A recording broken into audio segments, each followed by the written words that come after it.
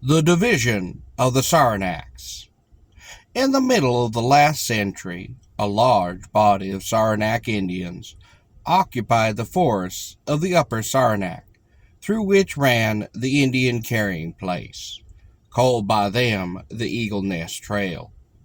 Whenever they raided the Tahawari on the slopes of Mount Tahawas or Sky Splitter, there was a pleasing rivalry between two young athletes, called the Wolf and the Eagle, as to which would carry off the more scalps, and the tribe was divided in admiration of them.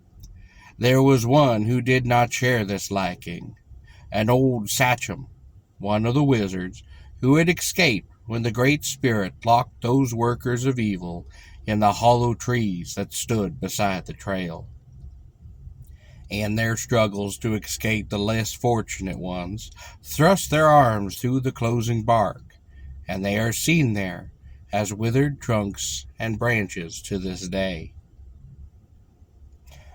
Okawara had not been softened by his exhibition of danger, nor the qualification of mercy that had allowed him to still exist.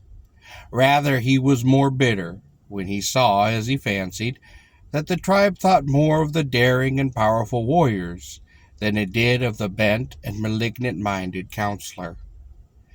It was in the moon of green leaves that the two young men set off to hunt the moose, and on the next day the wolf did return alone. He explained that in the hunt they had been separated. He had called for hours for his friend, and had searched so long that he concluded he must have returned ahead of time, but he was not at the camp.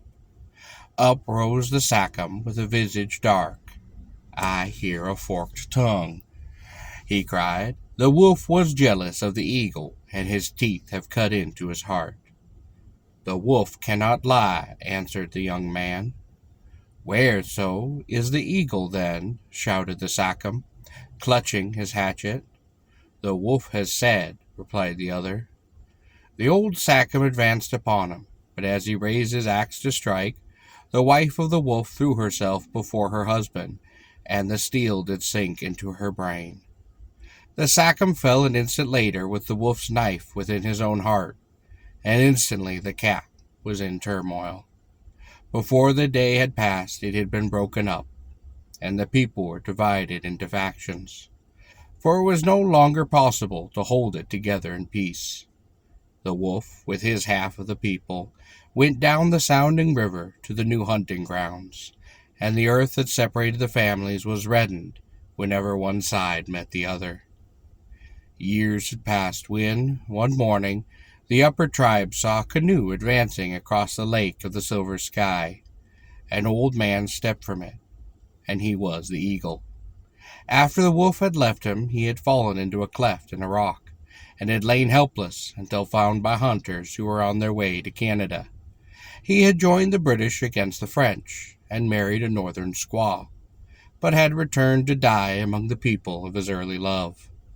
Deep was his sorrow that his friend should have been accused of doing him an injury, and that the one happy tribe should have been divided by allegation.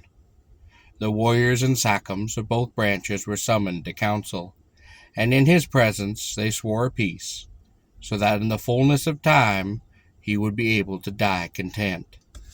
This peace has always been kept.